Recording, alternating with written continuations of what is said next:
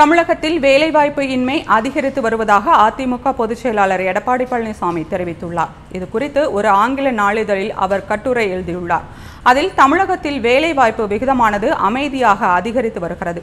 இப்போது ஆட்சியில் இருக்கும் அரசு அதை கண்டுகொள்ளாததாக தெரியவில்லை.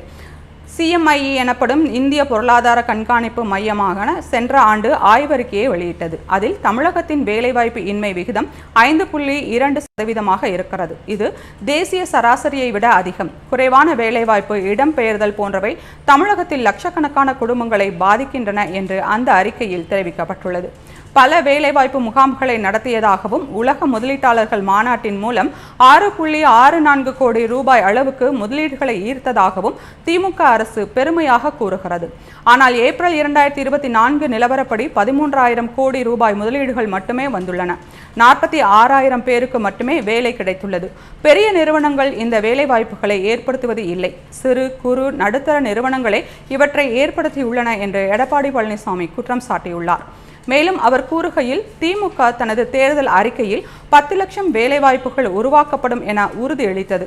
4 ஆண்டுகள் நிறைவடைந்த பிறகு எத்தனை வேலைவாய்ப்புகள் உருவாக்கப்பட்டன என்ற தரவை திமுக அரசு வழங்கவில்லை. தமிழ்நாடு குடிநீர் வழங்கும் வாரியம் தமிழ்நாடு போக்குவரத்து ஆணையத்தில் புதிதாக பணியாளர்களை தேர்வு செய்யவில்லை. இதனால் தமிழகத்தில் இருந்த 34% திறமை வாய்ந்த இளைஞர்கள் வெளிநாடுகளுக்கு சென்றுவிட்டதாக வெளியுறவுத்துறை அமைச்சகத்தின் அறிக்கை கூறுகிறது என்று எடப்பாடி பழனிசாமி மேற்கோள் காட்டியுள்ளார்.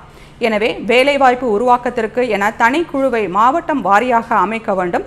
வளர்ந்து வரும் துறைகளான மின்சார வாகனங்கள், செமிகண்டக்டர்கள், பசுமை போக்குவரத்து போன்றவற்றில் வேலைவாய்ப்பை அதிகரிப்பதில் கவனம் செலுத்த வேண்டும் என எடப்பாடி பழனிசாமி பரிந்துரைத்துள்ளார்.